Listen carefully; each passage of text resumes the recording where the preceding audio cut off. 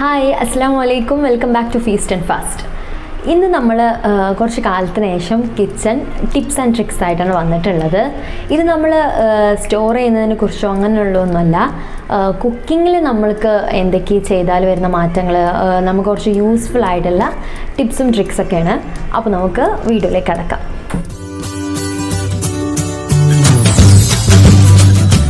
അപ്പോൾ നമ്മൾ ആദ്യം തന്നെ പറയാൻ പോകുന്ന ടിപ്പ് എന്താണെന്ന് വെച്ചാൽ, ഇപ്പോൾ നമ്മൾ പൂരി, സമൂസ ഇതൊക്കെ നമ്മൾ ഉണ്ടാക്കുമ്പോൾ കൂടുതലായിട്ട് എണ്ണ പിടിക്കുന്നത് കാണാം.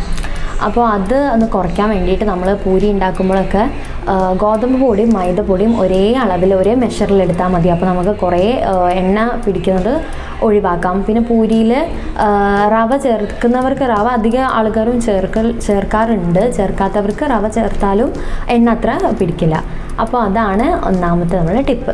എന്താണെന്ന് വെച്ചാൽ, നമ്മളെല്ലാവരുടെ വീട്ടിലും നമ്മൾ ഉണ്ടാക്കുന്ന ഒരു ബ്രേക്ക്ഫാസ്റ്റാണ് ദോശ. അപ്പോൾ ഈ ദോശ ഉണ്ടാക്കുമ്പോൾ നമ്മളതിൻ്റെ ഉഴുന്ന് അരയ്ക്കുമ്പോൾ അതിലേക്ക് 2 സ്പൂൺ ഉലുവ കൂടി ചേർത്താൽ ഒന്നും കൂടി ഒരു ടേസ്റ്റായിട്ട് നല്ല ടേസ്റ്റിൽ നമുക്ക് ദോശ കിട്ടും.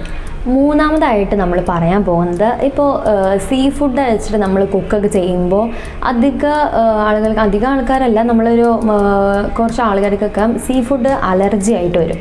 ഇപ്പോൾ ക്രാബ്, പ്രോൺസ് അതൊക്കെ നമ്മൾ കുക്ക് ചെയ്യുന്നതിൻ്റെ മുമ്പ് ഒന്ന് ജസ്റ്റ് ഒന്ന് വിനെഗറിലോ അല്ലെങ്കിൽ ലെമൺ ജ്യൂസിലോ അതിലേക്ക് കുറച്ച് വെളുത്തുള്ളി ഒന്ന് ചെറുതാക്കി കട്ട് ചെയ്തിട്ട് അതിലേക്ക് ഇട്ടിട്ട് നമ്മൾ ഫിഷോ പ്രോൺസ് എന്താണെന്ന് വെച്ചാൽ അത് അതിലേക്കൊന്ന് ഡിപ്പ് ചെയ്ത് വെക്കാം. അപ്പോൾ അങ്ങനെ വെച്ച് കഴിഞ്ഞാൽ നമുക്കൊരു പരിധി വരെ നമുക്ക് സീ ഫുഡിനോടുള്ള അലർജീസ് ഒക്കെ ഒഴിവാക്കാം. ഇപ്പോൾ ചില വെജിറ്റബിൾസൊക്കെ നമ്മൾ കുക്ക് ചെയ്യുമ്പോൾ അതിൻ്റെ ഒരു പച്ച സ്മെല്ലുണ്ടാവും. അപ്പോൾ ബീട്രൂട്ടിനൊക്കെ അങ്ങനത്തെ ഉള്ളതാണ്. അപ്പോൾ അതിലേക്ക് നമ്മൾ കുക്ക് ചെയ്യുമ്പോൾ ഒരു നുള്ള് ബേക്കിംഗ് സോഡ അതിലേക്ക് ഇട്ട് കുക്ക് ചെയ്താൽ അതിന് ആ പച്ച സ്മെല്ലൊന്ന് മാറിക്കിട്ടും. ഇപ്പോൾ നമ്മൾ ഗ്രീൻ ചട്നി ഉണ്ടാക്കുമ്പോൾ അതിലേക്ക് തൈരിന് പകരം ലെമൺ ജ്യൂസ് ഒഴിച്ചു കൊടുത്താൽ ആ ഗ്രീൻ ചട്നിയുടെ കളറും മാറില്ല, ടേസ്റ്റും നല്ല ടേസ്റ്റായിട്ട് കിട്ടും. സാധാരണ തൈര് ചേർക്കുമ്പോൾ അതിലേക്ക് ആ വെള്ള കളർ മിക്സ് ചെയ്യുമ്പോൾ ആ ഗ്രീൻ കളർ ഒന്ന് ഫെയ്ഡാവും.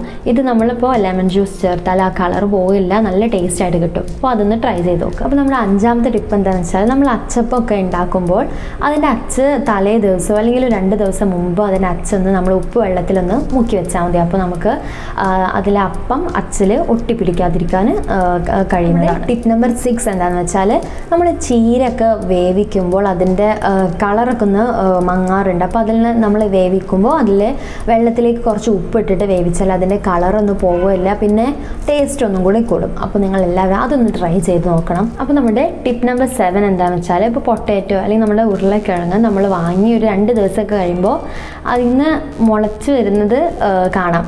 ഇത് നമ്മുടെ എല്ലാവരുടെ വീട്ടിലും സാധാരണയായിട്ട് നടക്കുന്ന ഒരു സംഭവമാണ്. അപ്പോൾ ഈ പൊട്ടാറ്റോ അല്ലെങ്കിൽ നമ്മുടെ ഉരുളക്കിഴങ്ങ് ഇട്ട് വെച്ച പാത്രത്തിൽ അല്ലെങ്കിൽ കൊട്ടയിൽ ഒരു ആപ്പിൾ എടുത്ത് വെച്ചാൽ ഇങ്ങനെ മുളച്ച് വരുന്നത് കുറയും.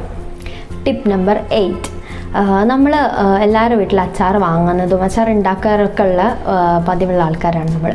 അപ്പോൾ ഈ അച്ചാർ നമ്മൾ കഴിഞ്ഞിട്ട് അതിൻ്റെ ലാസ്റ്റ് വരുന്ന അതിൻ്റെ ആ മിക്സ്ചർ, ആ അരപ്പ് നമ്മൾ കുറച്ചൊരു ചൂടുവെള്ളത്തിലൊന്ന് മിക്സ് ചെയ്തിട്ട് അതിലേക്ക് ആ വെള്ളത്തിലേക്ക് കുറച്ച് തേങ്ങ കൂട്ടിയിട്ട് ചെറിയ തേങ്ങ അതിലേക്ക് കൂട്ടിയിട്ടൊന്ന് അരച്ചെടുത്താൽ നമുക്ക് നല്ല ടേസ്റ്റ് ആയിട്ടുള്ളൊരു ചമ്മന്തി കിട്ടും. നമ്മുടെ 9ാമത്തെ ടിപ്പ് എന്താണെന്ന് വെച്ചാൽ, ഇപ്പോൾ രാവിലത്തെ ഉപ്പുമാവ് അങ്ങനെ എന്തെങ്കിലും ഉണ്ടെങ്കിൽ അതിലേക്ക് കുറച്ച് അരിപ്പൊടി ചേർത്തിട്ട് അതൊന്ന് നമ്മൾ എണ്ണയിൽ പൊരിച്ചെടുത്താൽ നല്ല ടേസ്റ്റി ആയിട്ടുള്ള റവ വട റെഡി ആവും.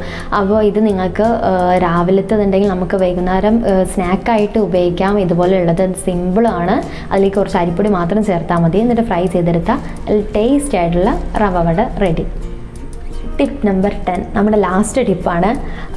ഇതെന്താണെന്ന് വെച്ചാൽ, നമ്മൾ കറി ഉണ്ടാക്കുമ്പോൾ അത് ഒന്നും കൂടി ടേസ്റ്റായിട്ട് വരണമെന്നുണ്ടെങ്കിൽ അതിലേക്ക് നമ്മൾ കാഷ്യൂ, നമ്മുടെ അണ്ടിപ്പരിപ്പ് ഒന്ന് വറുത്തിട്ട് പൊടിച്ച് അതിലേക്കും ചേർത്താൽ മതി. ഇപ്പോൾ നമ്മൾ ഉരുളക്കിഴങ്ങ് കറി ഉണ്ടാക്കുമ്പോൾ, മുട്ടക്കറി ഉണ്ടാക്കുമ്പോഴൊക്കെ അതൊന്ന് ചെയ്ത് നോക്കിയാൽ മതി, നല്ല ടേസ്റ്റായിട്ട് വരും.